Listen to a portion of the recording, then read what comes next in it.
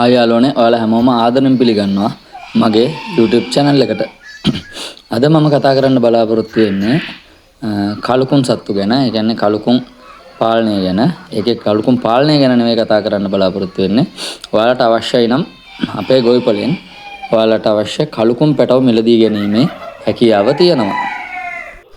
අද අප්‍රේල් 6 වෙනිදා 2025 අපි කලුකුන් පැටව එළියට දෙන එක නවත්තලා තිබ්බේ. ඒ කියන්නේ අවුරුදු සීසන් එකත් එක්ක කොහොමත් අපි අවුරුදු සීසන් එක ලඟ වෙනකොට ඕනම වර්ගයක පැටව රැක්වීම අඩු කරනවා. ඒ සීසන් එකේ විකිනෙන්න අවුරුදු පහ වෙලා, ඒ කියන්නේ 16 වෙනිදා පහ වෙලා ඔයාලට අපේ ගොවිපලෙන් කලුකුන් පැටව ලබා ගැනීමේ හැකියාවත් දැන්ට තියෙනවා. 16 වෙනිදා ඉඳලා ඔයාලට අවශ්‍යයි නම් අපි ඇඩ්වාන්ස් ගන්නවා දෙන්න පුළුවන්. අපේ පළවෙනි බැච් එක එනවා 16 ඉඳලා 16 ඉඳලා එතනින් එහාට දිගින් දිගටම හැම සතියෙම කලුකුන් පැටව 50ක් 70ක් අතර ප්‍රමාණයක් ඔයාලට සතියකට ලබා ගැනීමේ හැකියාව තියෙනවා.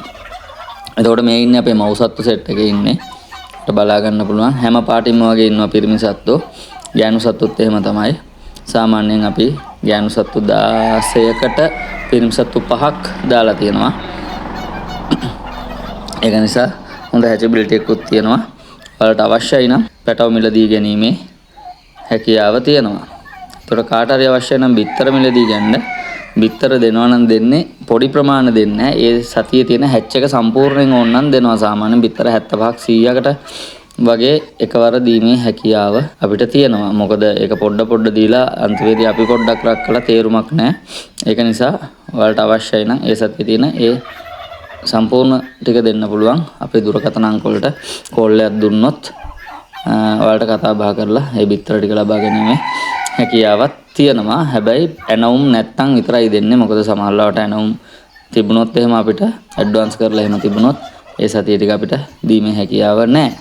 ඉතින් ඕක තමයි මට මේ වීඩියෝ එකෙන් කියන්න උවමනා වුනේ.